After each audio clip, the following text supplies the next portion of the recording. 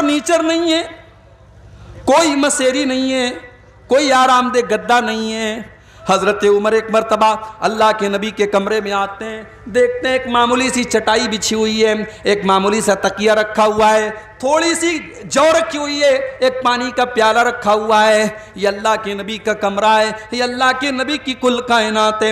حضرت عمر فاروق کی آنکھوں میں آنسو آ جاتے ہیں اور کہتے ہیں اے اللہ کے نبی، آپ اللہ کے نبی ہو کر اور ہم سب کے سردار ہو کر، ہم سب کے آقا ہو کر آپ ایسی زندگی گزارتے ہیں۔ اے اللہ کے نبی، قیصر و کسریٰ تو اپنے اپنے دربار میں عیش و آرام سے رہتے ہیں، آپ ایسی زندگی کیوں گزارتے ہیں؟ اللہ کے نبی فرماتے ہیں اما ترضى ان تكون لهم الدنيا ويكون لنا الاخرہ۔ اے عمر، کیا تم نہیں چاہتے کہ قیصر و کسریٰ کو تو دنیا مل جائے اور تمہارے نبی کو آخرت کی نعمتیں مل جائیں، تمہارے نبی کو اللہ کی نعمتیں مل جائیں؟ کیا تم یہ نہیں چاہتے؟ اس نبی نے اپنے لیے کچھ نہیں بنایا، اپنے بچوں کے لیے کچھ بھی نہیں بنایا۔ آخری دن جب اللہ کے نبی کا انتقال ہونے والا ہے، آپ کے گھر میں جو جو آتا ہے وہ آپ کی ذرائع ایک یہودی کے گھر میں گروی رکھی جاتی ہے تو اس کے بدلے میں جو آپ کے گھر میں آتا ہے۔ اس نبی نے پتھر بھی کھائے، اس نبی نے پیٹ پر پتھر بھی باندھے، اس نبی نے 2 مہینے تک اس نبی کے گھر میں چولہا نہ جلائے۔ میرے پیارے ساتھیوں، یہ ساری تکلیفیں اللہ کے نبی نے کیوں اٹھائی ہیں؟ بس ایک ہی دھن تھی آپ کو، ایک ہی چنتا تھی، ایک ہی فکر تھی، ایک ہی ٹینشن تھی کہ اللہ کے بندے اللہ کی توحید پر آ جائیں، اللہ کے بندے صحیح راستے پر آ جائیں، اللہ کے بندے جہنم سے بچ جائیں۔ اور یہ چنتا اور یہ ٹینشن آپ کو اتنی زیادہ تھی کہ اللہ نے قرآن میں کہہ دیا فَلَعَلَّكَ بَاخِعٌ نَفْسَكَ عَلَىٰ آثَارِهِمْ إِن لَّمْ يُؤْمِنُوا بِهَٰذَا الْحَدِيثِ أَسَفًا۔ اے نبی، آپ کو لوگوں کے ایمان کی اتنی فکر ہے کہ کہیں آپ ان کے پیچھے اپنی جان نہ جوخم میں ڈال دیں، کہیں آپ اپنی جان نہ دے دیں، آپ کو اتنی فکر ہے۔ آپ کو بس ایک ہی فکر ستاتی تھی کہ لوگ ایمان لے آئیں، لوگ توحید پر آ جائیں، لوگ جہنم کی آنکھ سے بچ جائیں۔ آپ نے طائف کے اندر پتھر بھی کھائے، آپ نماز پڑھ رہے ہیں اور عقبہ ابن ابی معیط آتا ہے اور آپ کے گلے میں چادر ڈال کر کے آپ کا گلا دبانے کی کوشش کرتا ہے۔ حضرت ابوبکر صدیق آتے ہیں اور آ کر کے اللہ کے نبی کو بچاتے ہیں اور کہتے ہیں اتقتلون رجلا ان یقول ربی اللہ، تم ایک انسان کو صرف اس لیے قتل کرنا چاہتے ہو کہ وہ اللہ کو اپنا رب کہتا ہے، وہ ایک اللہ کو اپنا رب کہتا ہے، تم اس لیے اس کو قتل کر دینا چاہتے ہو۔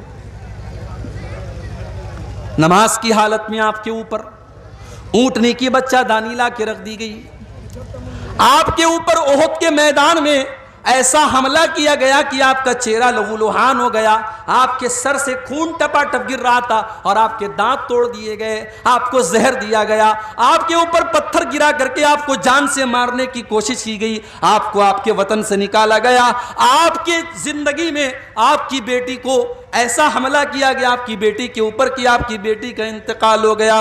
میرے پیارے ساتھیوں، یہ سارے دکھ اللہ کے نبی نے کیوں اٹھائے؟ اللہ کے لیے اٹھائے، اللہ کے دین کے لیے اٹھائے، اللہ کی رضا کے لیے اٹھائے۔ ہم بھی تو اسی نبی کا کلمہ پڑھنے والے ہیں، ہمیں اپنی ذمہ داری کا احساس کب ہوگا؟ ہم اسلام کے لیے اور اپنے دین کے لیے کیا کر رہے ہیں؟ جلسہ کر رہے ہیں؟ بہت بڑا تیر مار لیا بھائی صاحب آپ نے، بڑی دور سے چل کے آپ آئے ہیں، آج چمنی بازار میں جلسہ ہے، مگر ذرا اپنے دلوں کو ٹٹولنا کہ کس مقصد کے لیے آئے ہو۔ مقصد اگر یہ ہے کہ عبدالغفار صاحب آئیں گے، تقریر سنیں گے اور صبح آپس میں باتیں کریں گے صاحب تقریر کیسی تھی، اگر یہ مقصد تھا، یا بہت ساری ہماری عورتیں آئی ہیں کہ چلیں آج دیکھیں گے منیر الدین صاحب، ان کو دیکھیں گے آج وہ کیسے دکھنے میں لگتے ہیں، ان کو دیکھنا مقصد تھا، تو معاف کیجئے پھر آپ کا مقصد یہاں آنے کا گڑبڑ ہے۔ انما الاعمال بالنیات، بخاری کی پہلی حدیث سے عمل کا ثواب تو نیت کے حساب سے ملے گا۔ اگر نیت یہ ہے کہ جلسے میں جائیں گے 10 باتیں سنیں گے، چلو 10 پر نہیں 10 میں سے 2 بات پر عمل کر لیں گے، اپنی اصلاح کر لیں گے، اپنی کمیوں کو دور کریں گے، اگر یہ مقصد لے کر کے آئے تھے اور مدرسہ قمر العلوم کا تعاون کریں گے، اگر یہ مقصد لے کر کے آئے تھے تب تو ٹھیک ہے، اور اگر تفریح کرنا تھا، انٹرٹینمنٹ کرنا تھا، تو انٹرٹینمنٹ کرنے کے لیے تقریر میں آنا ضروری نہیں ہے، کوئی فلم دیکھ لو، کوئی ناچ گانا دیکھ لو، کوئی اور بیہودہ کام کر لو، اس میں انٹرٹینمنٹ ہو جائے گا۔ دین کو انٹرٹینمنٹ مت بناؤ میرے بھائی، یہ قرآن و حدیث کی مجلس ہے، یہ دین کی مجلس ہے، یہ پروگرام دین کا پروگرام ہے، اس کو منورنجن کا سادھن مت بناؤ، اس کو انٹرٹینمنٹ کا ذریعہ مت بناؤ۔ یہاں آئے ہو تو قرآن و حدیث کی باتوں کو سنو اور اپنی اصلاح کرو۔ ہمارے نبی کی آنکھوں میں آنسو آ گئے۔ آج ہمیں ایسی تقریریں اچھی لگتی ہیں جس میں ہمیں سامنے والا ہنسا دے۔ ایک بات بولوں، ہنسنے کا نہیں رونے کا مقام ہے۔ یہ جو ہم لوگ ہنستے ہیں نا، ہنسنا منع نہیں ہے شریعت میں، مگر جو لوگ ہمیشہ ہنستے رہتے ہیں، موبائل پر دیکھو تو جوک لگا کے سنتے ہیں، کامیڈی والے پروگرام سنتے ہیں، کہتے صاحب میں ہنستا رہتا ہوں۔ ایک حدیث آپ کو سنانے جا رہا ہوں، بڑے غور سے سنیے گا، زیادہ ہنسنے سے بھی دل مردہ ہو جاتا ہے۔ ترمذی کی روایت ہے، اللہ کے پیارے نبی فرماتے ہیں میں 5 باتیں بیان کرنے جا رہا ہوں، ان 5 باتوں کو کون سیکھے گا؟ من یاخذ عنی ہؤلاء الکلمات، میں 5 باتیں بیان کرنے جا رہا ہوں، ان 5 باتوں کو کون سیکھے گا؟ حضرت ابو ہریرہ، اللہ کے نبی کے وہ صحابی جنہوں نے اپنی زندگی کو وقف کر دیا تھا دین سیکھنے کے لیے، قرآن و حدیث سیکھنے کے لیے، ابو ہریرہ کہتے ہیں اے اللہ کے نبی میں آپ کی باتوں کو یاد کروں گا، اے اللہ کے نبی میں آپ کی باتوں کو یاد کروں گا اور دوسروں تک پہنچاؤں گا۔ آپ نے فرمایا نوٹ کر لو، میں 5 باتیں بتا رہا ہوں۔ نمبر 1، اتق المحارم تکن اغنی الناس، اتق المحارم، تم حرام سے بچنے والے بن جاؤ، تم حرام سے بچنے والے بن جاؤ، تم سب سے بڑے متقی بن جاؤ گے۔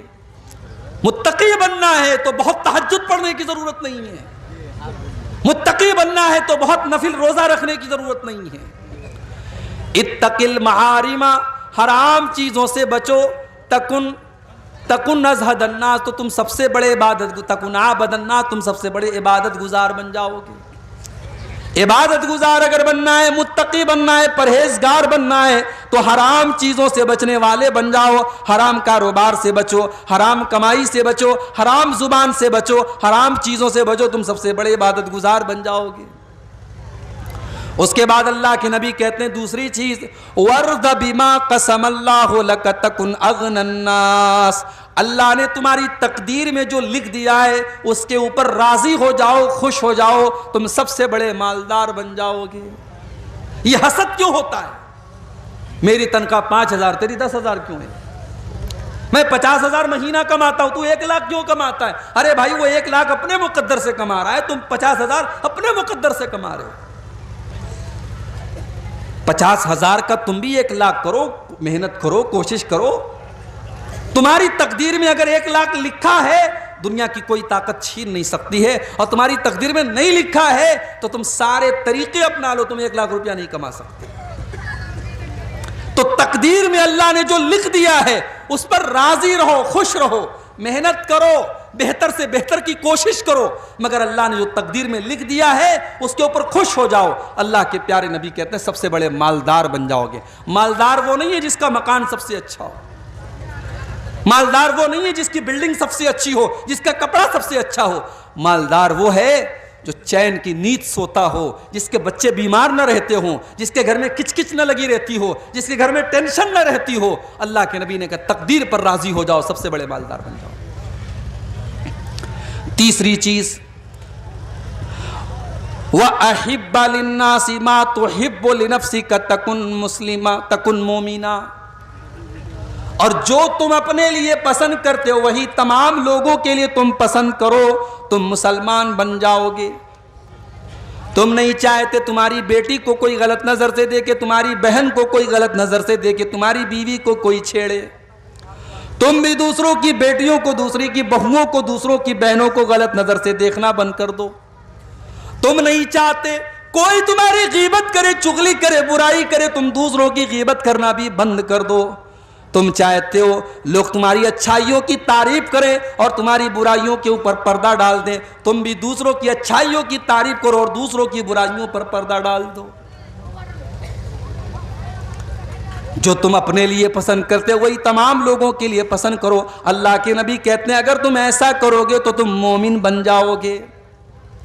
چوتھی چیز، وَأَحْسِنْ إِلَىٰ جَارِكَ تَكُنْ مُسْلِمًا، اور اپنے پڑوسی کے ساتھ تم اچھا سلوک کرو۔ تمہارا پڑوسی مسلمان ہے تب بھی، غیر مسلم ہے تب بھی، تمہاری برادری کا ہے تب بھی، تمہاری برادری کا نہیں ہے تب بھی، تمہارے مسلک کا ہے تب بھی، تمہارے مسلک کا نہیں ہے تب بھی، پڑوسی کو تکلیف پہنچانے کا تمہیں کوئی ادھیکار نہیں ہے۔ اپنے پڑوسی کے ساتھ تم بھلائی کرو، اللہ کے نبی فرماتے ہیں تم مسلمان بن جاؤ گے۔ اور پانچویں چیز، وَلَا تُكْثِرِ الضِّحْكَ، اور اللہ کے نبی فرماتے ہیں کہ تم زیادہ ہنسا مت کرو، اس لیے کہ زیادہ ہنسنے سے فَإِنَّ كَثْرَةَ الضِّحْكِ تُمِيتُ الْقَلْبَ، زیادہ ہنسنے سے دل مردہ ہو جاتا ہے۔ تو ہنسنا زیادہ نہیں ہونا چاہیے، کبھی کبھی رونا چاہیے میرے بھائی۔ قرآن کریم میں اللہ تعالیٰ نے رونے والوں کا واقعہ بھی بیان کیا ہے۔ قرآن کا 7واں پارہ کھولو، وَإِذَا سَمِعُوا مَا أُنزِلَ إِلَى الرَّسُولِ تَرَىٰ أَعْيُنَهُمْ تَفِيضُ مِنَ الدَّمْعِ مِمَّا عَرَفُوا مِنَ الْحَقِّ، اے نبی عیسائیوں کے سامنے بھی جب قرآن پڑھا جاتا ہے تو عیسائیوں میں جو نیک لوگ ہوتے ہیں، جو اچھے لوگ ہوتے ہیں، وَإِذَا سَمِعُوا مَا أُنزِلَ إِلَى الرَّسُولِ، جب قرآن کی تلاوت کو وہ سنتے ہیں، تَرَىٰ أَعْيُنَهُمْ تَفِيضُ مِنَ الدَّمْعِ، تو اے نبی آپ کیا دیکھتے ہیں؟ ان کی آنکھوں سے آنسو بہنے لگتا ہے، وہ رونے لگتے ہیں۔ حبشہ کا دربار تھا، نجاشی کا دربار تھا، اور مسلمانوں نے حبشہ میں جا کر کے پناہ لی تھی۔ مکہ کے کافروں نے 2 لوگوں کو بھیجا، ان دونوں لوگوں نے آ کر کے نجاشی کو بھڑکانا شروع کر دیا۔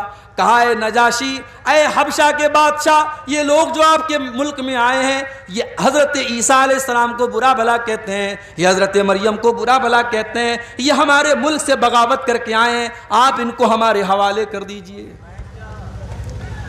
نجاشی نے مسلمانوں کو بلوایا، مسلمانوں نے حضرت جعفر رضی اللہ تعالیٰ عنہ کو اپنا نمائندہ بنایا۔ نجاشی نے کہا کہ اے مسلمانوں، ہمیں پتہ لگا ہے کہ تم عیسیٰ علیہ السلام کو برا بھلا کہتے ہو، تم حضرت مریم کو برا بھلا کہتے ہو، تمہارا کیا خیال ہے؟ حضرت جعفر نے کہا کہ اے نجاشی، اے حبشہ کے بادشاہ، میں کوئی اور بات تو نہیں بیان کروں گا، میں قرآن کی آیت آپ کے سامنے پڑھ دیتا ہوں۔ اس کے بعد سورہ مریم کی تلاوت کرنا شروع کر دیا۔ کبھی موقع ملے تو سورہ مریم کی کسی اچھے قاری کی آواز میں سورہ مریم کی تلاوت سنو میرے بھائی، اگر اندر سے روح نہ سرسار ہو جائے تو کہنا۔ قرآن کا انداز، کوئی اچھا قاری جب قرآن پڑھے۔